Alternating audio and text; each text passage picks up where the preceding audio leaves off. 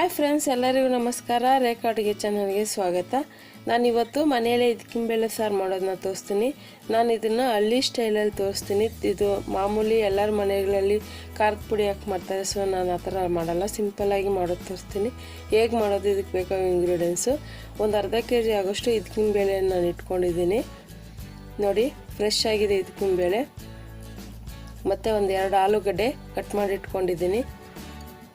ಒಂದು ಅರ್ಧ table spoon ಅರಿಶಿನ, ಒಂದು 2 ಟೇಬಲ್ ಸ್ಪೂನ್ ಧನಿಯಾ ಪೌಡರು, 1 ಟೇಬಲ್ ಸ್ಪೂನ್ ಹುರ್ಗಡ್ಲೆ, 1 ಟೇಬಲ್ ಸ್ಪೂನ್ ಗಸಗಸೆ, ಒಂದು 3 ಲವಂಗ, 2 ಚಕ್ಕೆ, ಒಂದು ಸ್ವಲ್ಪ ಸೋಂಪು, ಮತ್ತು ಒಗ್ಗರಣೆಗೆ ಕರಿಬೇವು ಸೊಪ್ಪು, ರುಚಿಗೆ ತಕ್ಕಷ್ಟು ಉಪ್ಪು, ಎಣ್ಣೆ ಒಗ್ಗರಣೆಗಾಗೋಷ್ಟು, ಕೊತ್ತಂಬರಿ ಒಂದು ಸ್ವಲ್ಪ ತಗೊಂಡಿದ್ದೀನಿ, ಮತ್ತು ಒಂದು 2 ಈರುಳ್ಳಿನ ಉದ್ದಕ್ಕೆ ಕಟ್ ಮಾಡಿ ಇಟ್ಕೊಂಡಿದ್ದೀನಿ, ಮತ್ತು 1 ಇಂಚ್ ಆಗೋಷ್ಟು ಶುಂಠಿ, ಬೆಳ್ಳುಳ್ಳಿ ಈ ಸೈಜ್ದು ಒಂದು 6ರಿಂದ 7 ತಗೊಂಡಿದ್ದೀನಿ, ಒಂದೇ ಒಂದು ಟೊಮೊಟೊ, ಒಂದು 2 ಟೇಬಲ್ ಸ್ಪೂನ್ ಆಗೋಷ್ಟು ತೆಂಗಿನಕಾಯಿ. ಇದು ಖಾರದ ಮೆಣಸಿನ್ಕಾಯಿ, 1 ಮೆಣಸಿನ್ಕಾಯಿ ಒಂದು 5 ತಗೊಂಡಿದ್ದೀನಿ, 3 ಹಸಿರು ಮೆಣಸಿನ್ಕಾಯಿ ತಗೊಂಡಿದ್ದೀನಿ. ನೀವು ಬೇಕಂದರೆ ಸ್ಕಿಪ್ ಮಾಡಿ 1 ಮೆಣಸಿನ್ಕಾಯಿ ತಗೋಬೋದು. ಸೊ ಈಗ ಸ್ಟವ್ ಮೇಲೆ ಒಂದು ಫ್ರೈ ಪ್ಯಾನ್ ಇಟ್ಕೊಂಡು ಒಂದು 2 ಟೇಬಲ್ ಸ್ಪೂನ್ ಎಣ್ಣೆ ಹಾಕ್ಕೊತಾ ಇದ್ದೀನಿ. ಈಗ ಒಣಗಿದ ಮೆಣಸಿನ್ಕಾಯಿ ಹಾಕ್ತಾಯಿದ್ದೀನಿ. ಅದು ಗುಂಟೂರು ಮೆಣಸಿನ್ಕಾಯಿ ಅಲ್ಲ, ಮಣ್ಕಟ್ಟು ಮೆಣಸಿನ್ಕಾಯಿ ಅಂತಿರಲ್ಲ ಆ ಥರ ಖಾರದ್ದು. ಈಗ ಮೆಣಸಿನ್ಕಾಯಿ ಈರುಳ್ಳಿ ಎಲ್ಲ ಹಾಕಿ ಫ್ರೈ ಮಾಡ್ಕೊತಾ ಇದ್ದೀನಿ. ನೀವು ಹಸಿರು ಮೆಣಸಿನ್ಕಾಯಿ ಹಾಕಿ ಮಾಡಿದ್ರೂ ತುಂಬ ಸೂಪರ್ ಟೇಸ್ಟ್ ಬರುತ್ತೆ, ಕಲರು ನ್ಯಾಚುರಲ್ ಆಗಿರುತ್ತೆ. ಈಗ ಈ ಗಸಗಸೆ, ಚಕ್ಕೆ, ಲವಂಗ, ಕಡಲೆ ಅದೆಲ್ಲ ಹಾಕ್ತಾಯಿದ್ದೀನಿ. ಚೆನ್ನಾಗಿ ಫ್ರೈ ಮಾಡ್ಕೋಬೇಕು. ಈಗ ಅದಕ್ಕೆ ಒಂದು 2 ಟೇಬಲ್ ಸ್ಪೂನ್ ಆಗೋಷ್ಟು ಧನಿಯಾ ಪುಡಿ ಹಾಕ್ಕೊಳ್ಳಿ.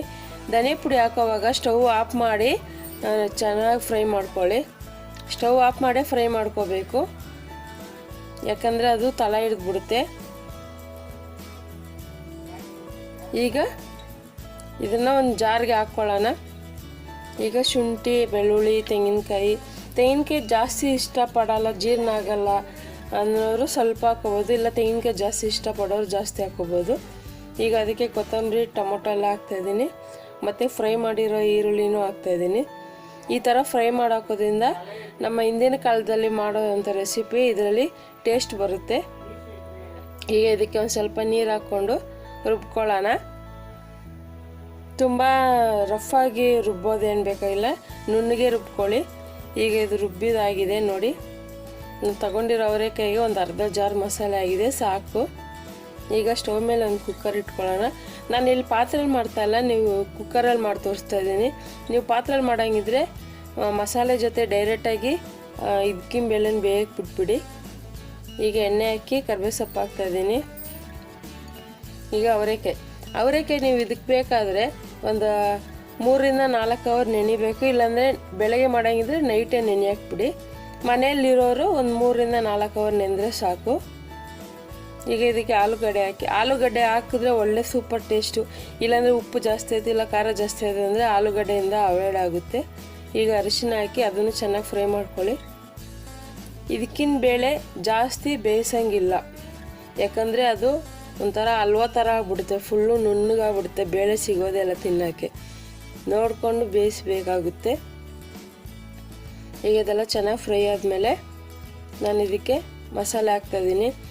ಯಾವುದೇ ರೀತಿ ಕಲರ್ ಇಲ್ಲ, ನ್ಯಾಚುರಲ್ ಆಗಿದೆ ಮಸಾಲೆ. ನೀವು ಬೇಕಂದರೆ ಹಸಿಮೆಣಸಿನ್ಕಾಯಿ, ಒಣಗಿದ ಮೆಣಸಿನ್ಕಾಯಿ ಸ್ಕಿಪ್ ಮಾಡಿ ಖಾರದ ಪುಡಿ ಕೂಡ ಹಾಕ್ಕೋಬೋದು ಕಲರ್ ಬೇಕಂದರೆ. ನಾನು ಆ ಥರ ಮಾಡ್ತಾಯಿಲ್ಲ, ಈ ಥರನೇ ಯಾವಾಗೂ ನಮ್ಮ ಮನೇಲಿ ಮಾಡೋದು. ಸೊ ಅದಕ್ಕೆ ನಾನು ನಿಮ್ಗೆ ಈ ಥರ ತೋರಿಸ್ತಾ ಇದ್ದೀನಿ. ಈಗ ಇದನ್ನು ಚೆನ್ನಾಗಿ ಮಿಕ್ಸ್ ಮಾಡ್ಕೊಳ್ಳಿ.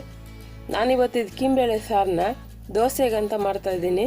ಸೊ ಅದಕ್ಕೋಸ್ಕರ ಸ್ವಲ್ಪ ಗಟ್ಟಿ ಮಾಡ್ಕೊತೀನಿ. ನೀವು ಮುದ್ದೆಗೆ, ಅನ್ನಕ್ಕೆ ಆ ಥರ ಬೇಕಂದರೆ ಸ್ವಲ್ಪ ತೆಳ್ಳಗೆ ಮಾಡ್ಕೊಬೋದು. ಚೆನ್ನಾಗಿ ಮಿಕ್ಸ್ ಮಾಡ್ಕೊಳ್ಳಿ ಉಪ್ಪು ಹಾಕಿ, ಮತ್ತು ಉಪ್ಪು ಖಾರ ನೋಡ್ಕೊಳ್ಳಿ. ನೀರು ಜಾಸ್ತಿ ಯೂಸ್ ಮಾಡ್ತಾಯಿಲ್ಲ, ಅದೇ ಹೇಳಿದ್ನಲ್ಲ ನಾನು ದೋಸೆಗೆ ಮಾಡ್ತಾಯಿದ್ದೀನಿ ಅಂತ. ಸ್ವಲ್ಪ ಗಟ್ಟಿಗೆ ಮಾಡ್ತೀನಿ. ಒಂದು ಸ್ವಲ್ಪ ನೀರು ಹಾಕ್ಕೊಳ್ಳಿ. ತೆಳ್ಳಗೆ ಮಾಡಿದ್ರೂ ಚೆನ್ನಾಗಿರುತ್ತೆ ಮುದ್ದೆಗೆ, ಅನ್ನಕ್ಕಲ್ಲ. ಸೊ ಇದನ್ನು ನಾನು ಜಾಸ್ತಿ ಬೇಯಕ್ಕೆ ಬಿಡಲ್ಲ, ಒಂದು 15 ನಿಮಿಷ ಮೀಡಿಯಮ್ ಫ್ಲೇಮ್ನಲ್ಲಿ ಇಟ್ಬಿಟ್ಟು ಒಂದೇ ಒಂದು ವಿಸಿಲ್ ಬಿಡ್ತೀನಿ ಅಷ್ಟೇ. ಈಗ ಒಂದು ವಿಸಿಲ್ ಆಗಿದೆ, ತೆಗೆದು ನೋಡೋಣ. ನೋಡಿ, ಒಳ್ಳೆ ಸೂಪರಾಗಿ ಒಳ್ಳೆ ಘಮ ಅಂತ ಇದೆ ಹಿತ್ಕಿಂಬೇಳೆ ಸಾರು, ಅಷ್ಟು ಚೆನ್ನಾಗಿ ಬಂದಿದೆ. ನೋಡೋಕ್ಕೂ ಚೆನ್ನಾಗಿದೆ, ಟೇಸ್ಟು ಅಷ್ಟೇ ಚೆನ್ನಾಗಿರುತ್ತೆ. ಈಗ ಇದು ರೆಡಿಯಾಗಿದೆ. ಇದನ್ನು ನಾನು ಒಂದು ಸರ್ವಿಂಗ್ ಬೌಲ್ಗೆ ಸರ್ವ್ ಮಾಡ್ಕೊತೀನಿ. ನಾನು ಹೇಳ್ದಾಗೆ ಇದನ್ನು ಮುದ್ದೆಗೆ, ಚಪಾತಿಗೆ ಮತ್ತು ಅನ್ನಕ್ಕೆ, ದೋಸೆಗೆ ಎಲ್ಲದಕ್ಕೂ ಸೂಪರ್ ಕಾಂಬಿನೇಷನ್ ಇದು. ನೀವು ಈ ರೆಸಿಪಿನ ಮನೆಯಲ್ಲಿ ಟ್ರೈ ಮಾಡಿ ಹೇಗಿದೆ ಅಂತ ನಮ್ಗೆ ಕಮೆಂಟ್ಸ್ ಮಾಡಿ. ಮತ್ತಷ್ಟು ಈಸಿ ರೆಸಿಪಿಗೆ ರೇಖಾ ಅಡುಗೆ ಚಾನಲ್ ಸಬ್ಸ್ಕ್ರೈಬ್ ಮಾಡಿ, ಶೇರ್ ಮಾಡಿ, ಲೈಕ್ ಮಾಡಿ. ಎಲ್ಲರಿಗೂ ಧನ್ಯವಾದಗಳು.